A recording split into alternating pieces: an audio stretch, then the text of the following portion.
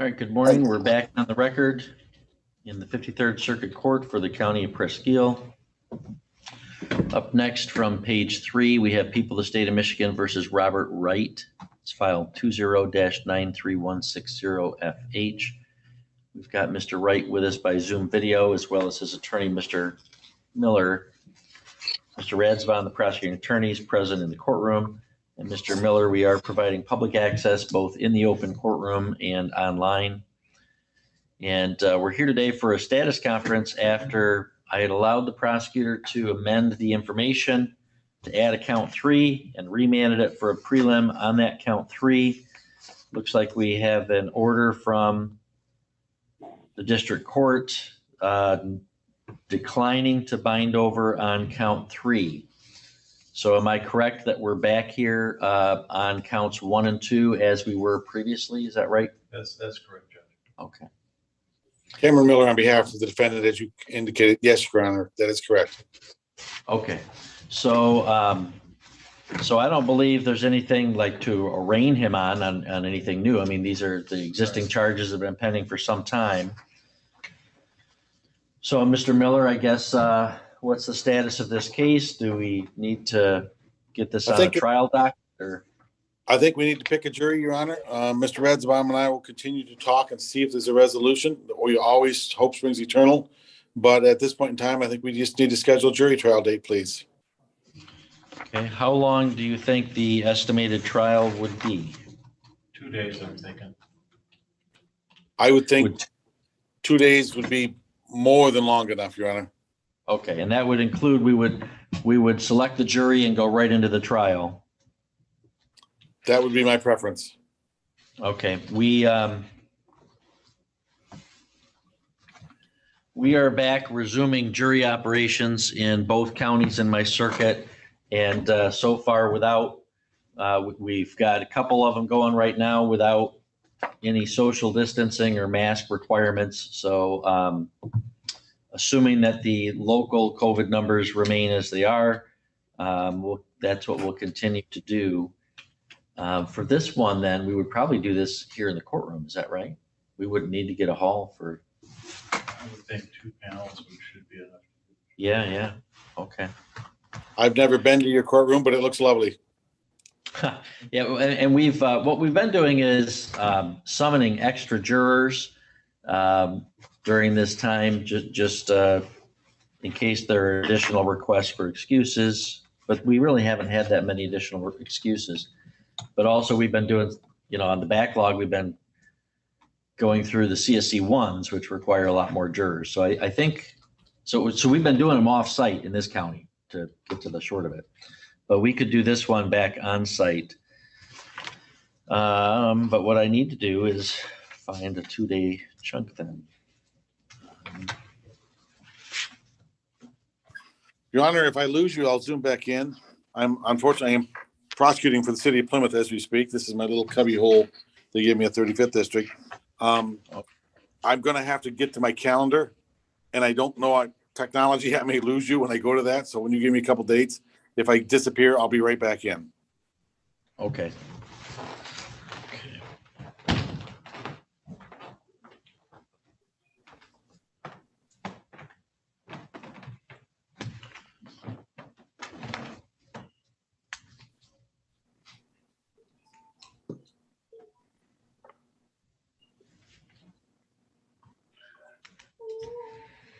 Well, I'd have to confirm with the court staff here to see. We share this courtroom with the probate court, but I could give you a Thursday, Friday, October 28th and 29th.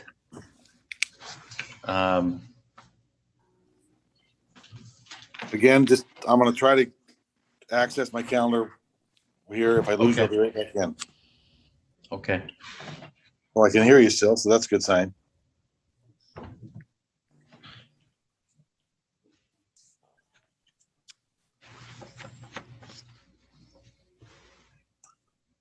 That's good. I'm available those dates, Your Honor. And thank you for linking it with the weekend so I can maybe make a little mini vacation up in Presqu'île County after the trial. Okay. Would those dates work for the people? We'll make it work, Judge. Okay. So the only wrinkle is I've got to double check with my benchmate, the probate judge that shares this courtroom, and make sure that we can clear those dates from his calendar as well. But let's tentatively book that. If that somehow doesn't work, what I'll do is have my assignment clerk get both of you on a phone conference, and we'll hammer out something else. Brilliant. All right. And What's the start time for that, Your Honor? we'll begin 9 a.m. selecting the jury. We'll have the jurors arrive earlier, have counsel in my chambers at, say, 8:30 just to touch base. Not later than 3 days before then, get me proposed jury instructions. If you got any special ones, get them to me a week ahead, please. Are there any pretrial issues that need to be sorted out? None that I'm aware, Your Honor. That will work, Judge. Okay. All right. So any need for me to schedule a docket call, or is October just showing up for the jury trial as our next event? Maybe Mr. Heidemann? I'm thinking September 13th docket call, just in case. Okay. I could add you, Mr. Miller, to the September 13th docket at 10:50 a.m. by Zoom, just in case there's any either resolution or motions. Again, I'm going to click over to my calendar for just a moment, Your Honor. I apologize. No worries.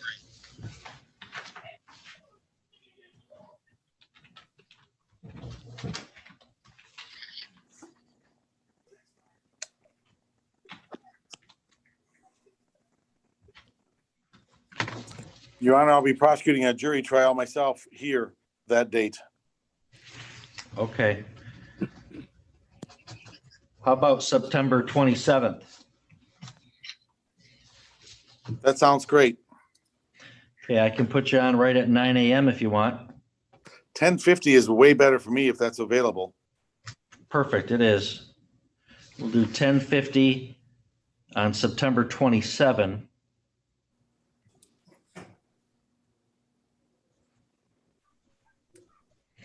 And that'll be by Zoom. The trial will be obviously in person here in our courtroom in Presque Isle County. I guess, Ian, know if you're available those dates, or you'll have to check too. We'll have to check with all the other moving pieces here to make sure those dates work, but we'll tentatively pencil that in. Thank you very much, Your Honor. Okay, have a good day. Anything Bye-bye. further? Nothing for the defense. Okay.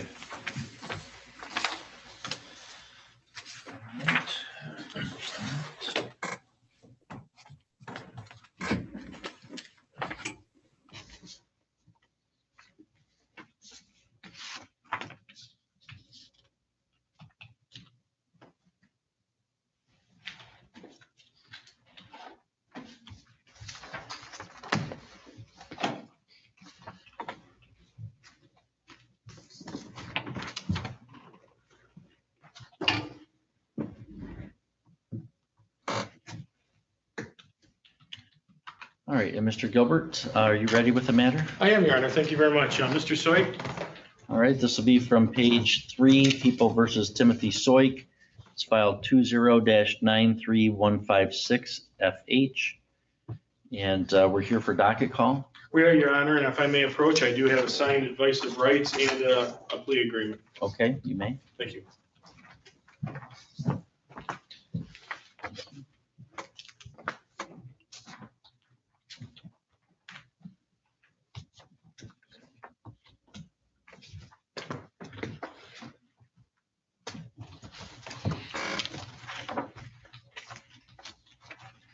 And Mr. Soyk, do you wish to enter a plea according to the terms of this agreement?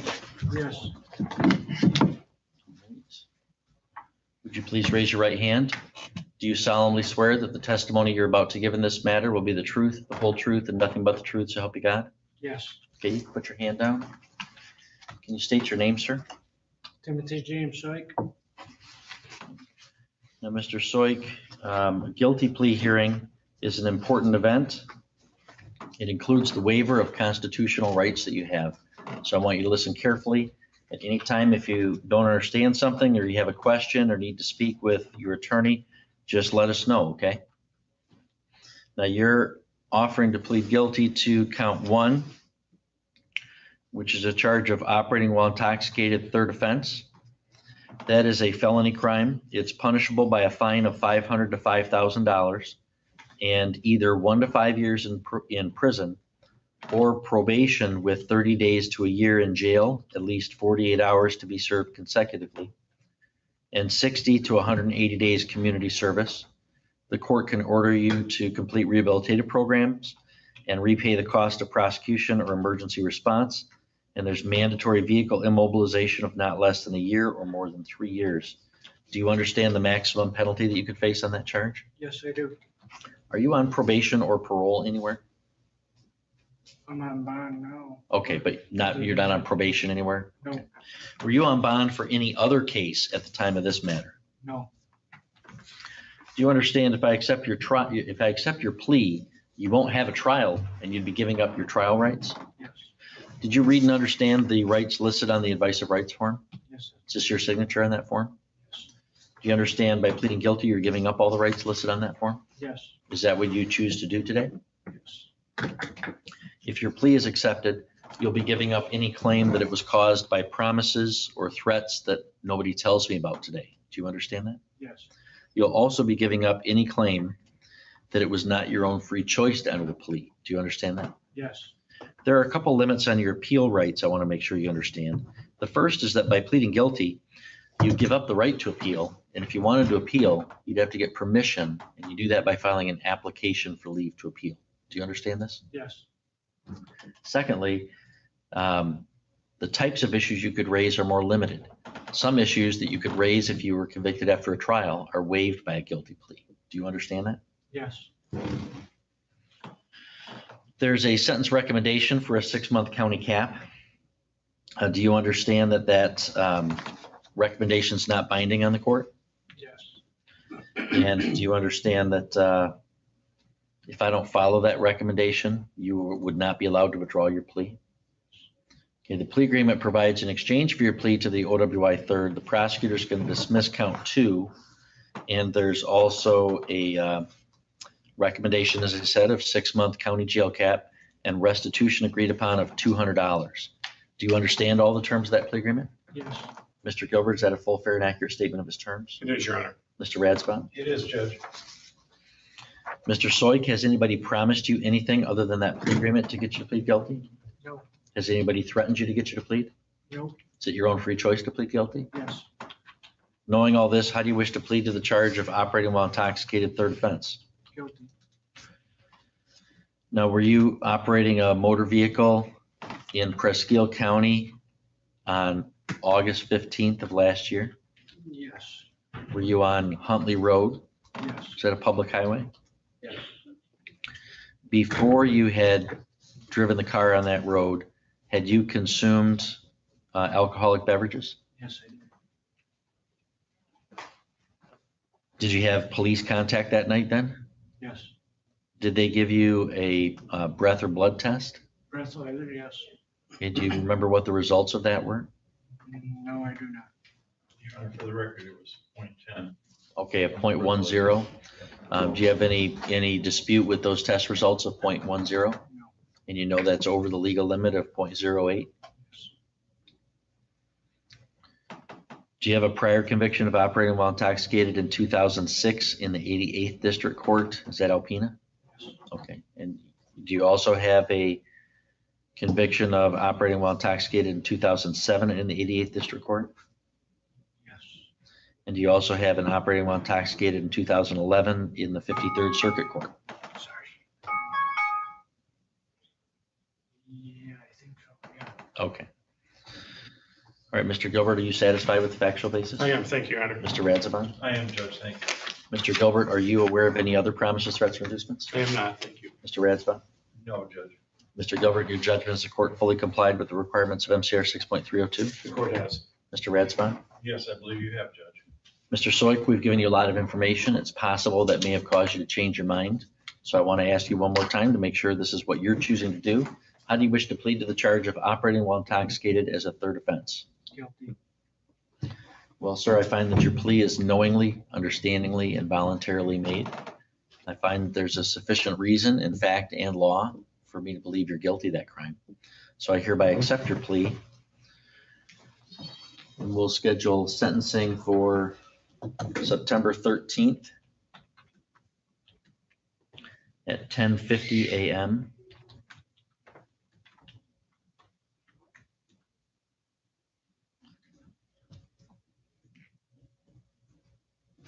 That'll be in person here in the courtroom.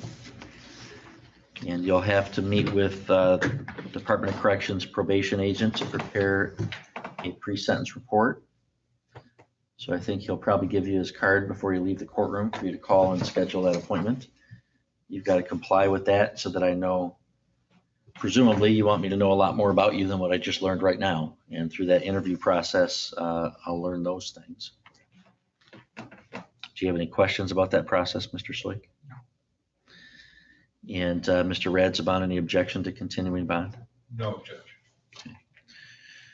All right, we'll continue bond in this matter and see you on September 13th. sir. Thank you very much, Your Honor. Thank you.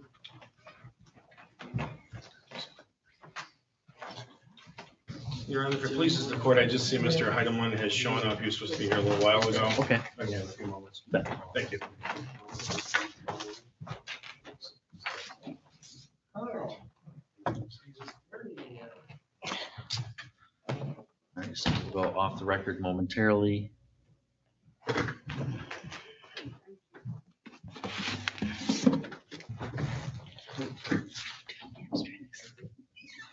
Bring in, just the flash might have not gotten the memo.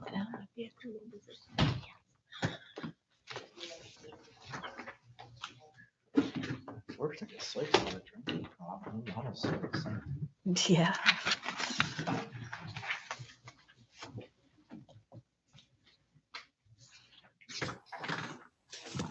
Did you Morning want again, to? Agent LaFleche. Mr. Vogler's docket was adjourned from this morning, so I think you're probably appearing today on one of his. On pad? Yes, yes. Okay. All right. Okay. Thank you very much. All right, have a good day. You too.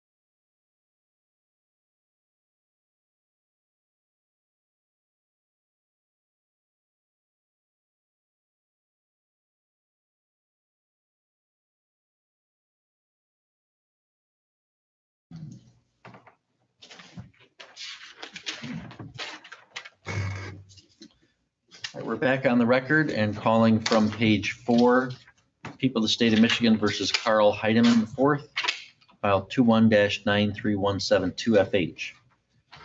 And we've got Mr. Heidemann as his attorney in the courtroom, as well as the prosecutor. We're providing public access in the courtroom and online. And Mr. Gilbert, we're here for a docket call and also it looks like a show cause. Yes, Your Honor. What would you like me to address first? Well, let's go ahead and do the docket call. Docket call, Your Honor. I received an offer from the prosecutor. I've spoke with my client and he wishes to enter a plea at this time. If I may approach, he has a signed advice of rights. I also will include the narrative from the police report because this is a no contest plea, Your Honor. Okay. And the reason for the no contest is my client was under the influence of alcohol to the point that he does not remember what happened that night. Okay.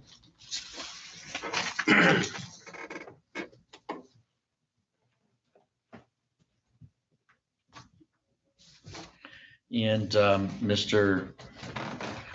Radsbon, any objection to a no contest plea for that reason? No, Judge. Mr. Gilbert and I discussed that just briefly. Okay. Mr. Heidemann, do you wish to enter a plea according to the terms of this agreement? Yes, sir. Please raise your right hand. Do you solemnly swear that the testimony you're about to give in this matter will be the truth, the whole truth, and nothing but the truth, so help you God? Yes, sir. Okay, you can put your hand down. What's your name, sir? Carl Hyde.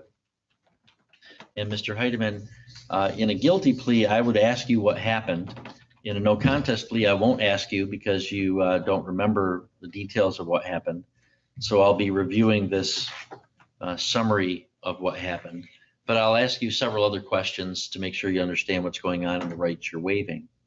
But I want to first make sure you understand that a no contest plea has the same effect as a guilty plea in terms of you having a record from it and my authority or jurisdiction to sentence or punish you. Do you understand that?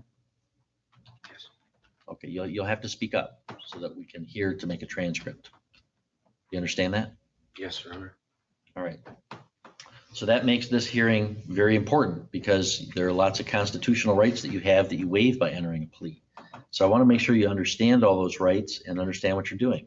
So at any time, if you need to talk with your attorney some more, you just let us know, okay? All right. Thank you. Now you're offering to plead no contest to count 1, which is a charge of resisting and obstructing police.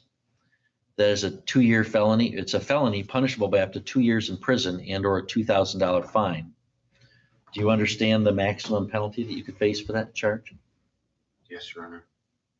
Are you on probation or parole anywhere? No. Were you on bond for any other case at the time of this matter? No. Do you understand if I accept your plea, you will not have a trial of any kind and you'll be giving up the rights you would have had at trial? Yes, Your Honor. Did you read and understand the rights listed on the advice of rights form? Yes. Is this your signature on that form? Yes. Do you understand by pleading guilty, you're giving up all these rights? Sorry, you have to answer audibly. Yes, Your Honor. Okay, and is that what you're choosing to do today? Yes. If your plea is accepted, you'll be giving up any claim that it was caused by promises or threats that no one tells me about today. Do you understand that? Yes. And you'll also be giving up any claim that it was not your own free choice to enter the plea. Do you understand that? Yes. If you're by pleading guilty, you lose the right to appeal. And if you wanted to appeal, you'd have to get permission. And you do that by filing an application for leave to appeal. Do you understand that? Yes. Also, some issues that you could raise on appeal if you were convicted after a trial are waived by a plea and you can't raise them on appeal at all. Do you understand that? Yes. The plea agreement provides that in exchange for your plea of no contest to count 1, the prosecutor will dismiss counts 2 and 3, and the prosecutor will not oppose placement in the KPEP program, which is a residential probation program down in Kalamazoo. Do you understand the terms of that agreement? Yes. You understand I don't have to allow the KPEP placement, and if I don't, you do not have the right to withdraw your plea. Do you understand that? Yes. All right, Mr. Gilbert, is that a full, fair, and accurate statement of the terms? It is, Your Honor. Thank you. Mr. Radsbaum? It is, Judge. Mr. Heidemann, has anybody promised you anything other than the plea agreement to get you to plead? No, Your Honor. Has anybody threatened you to get you to plead? No. Is it your own free choice to plead no contest? Yes.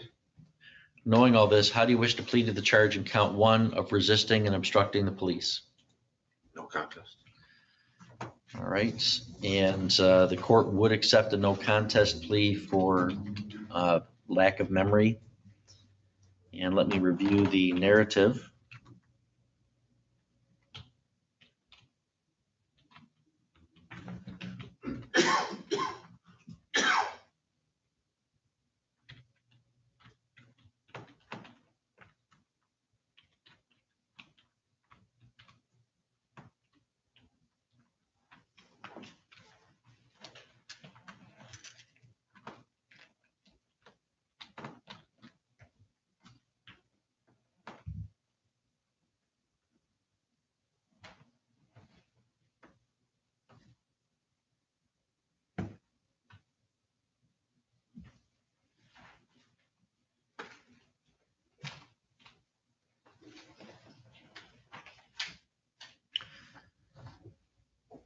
All right, and Mr. Gilbert, you think this narrative is a sufficient factual basis? I do. Mr. Radsman? I do, Judge.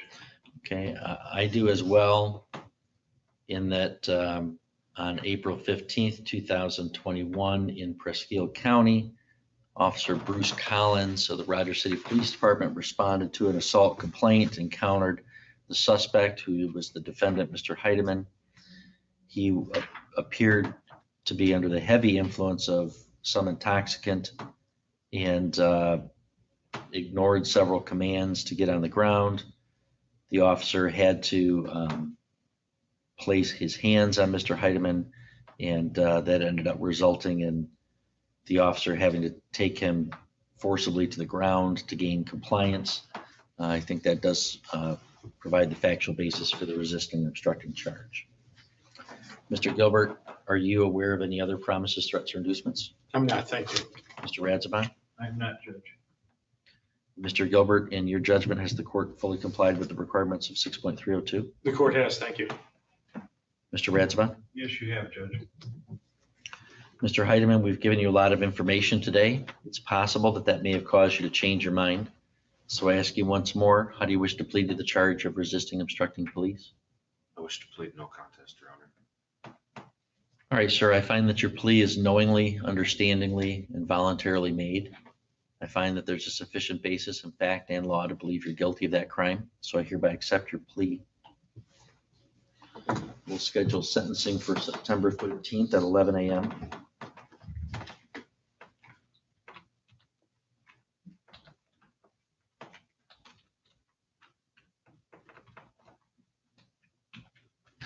That'll be here in the courtroom.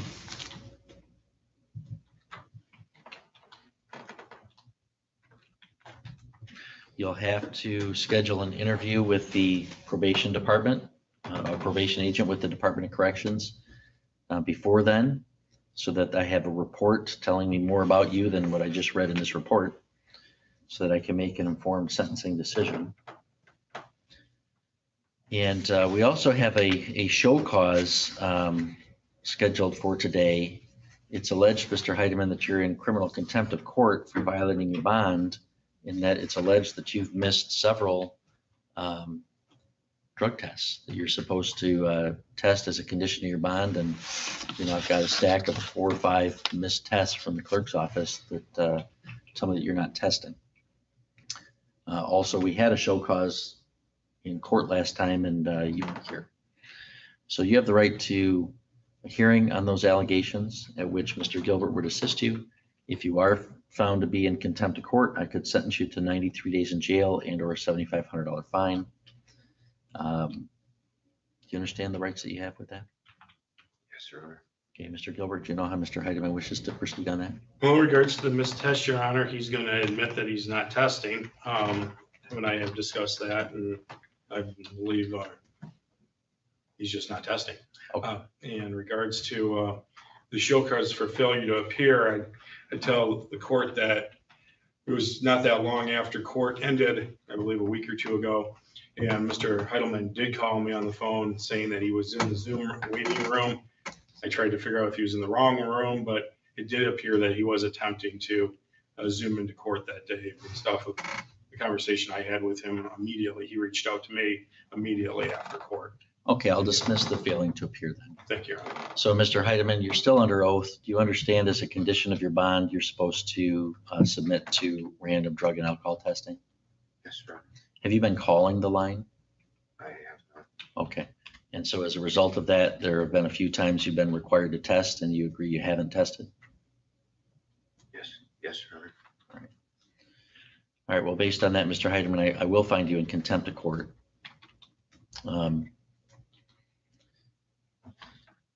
Why aren't you testing? I have a lot going on with work, and I haven't been able to call every day, and I kind of gave up because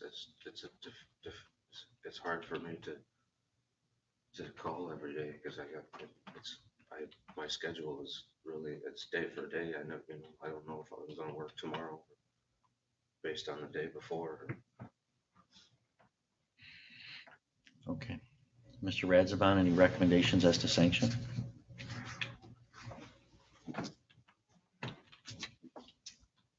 Judge, I think some jail time is appropriate here.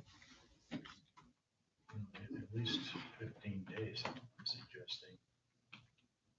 If you want to make sentencing for the same time as the other one, I'll leave that up to the court's discretion.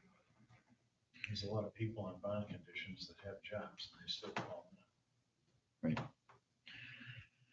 Right. Okay, Mr. Gilbert, any recommendations as to sanction? I have no position, Your Honor. Okay. Mr. Heidemann, it's not required that you would make a statement, but it's allowed to. Is there anything that you want me to know beyond what you already said in terms of what I should do about that? Well, I acted very foolishly. I apologize for my actions. That's all I have to say.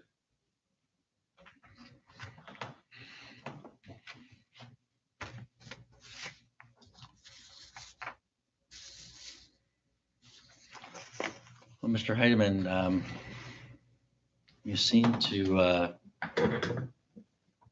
be making things harder for yourself all along in this case. You know, the police get called out for what would have been a misdemeanor assault, and you make it worse, facing felony charges then.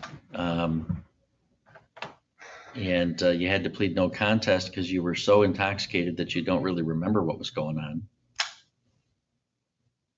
And then you've made it harder for yourself by just, sounds like, completely blowing off the bond condition of testing. It's a pretty reasonable bond condition given the level of intoxication that was involved here. This is not necessarily the type of case where, I guess just to reiterate, if this case goes hard, it's because you've continued to make choices to make it harder than it needed to be.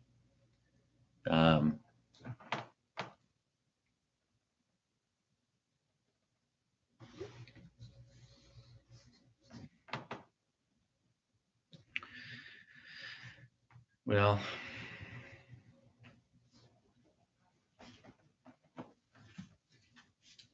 Mr. Heidemann, I think what I'm going to do is I'm just going to revoke your bond. You'll sit in jail until the sentencing. You can't just completely ignore the orders of the court. So you'll go with the Sheriff's Department today, and then we'll see you on September 13th for your sentence on the underlying offense. You'll get credit for this time against that sentence. All right.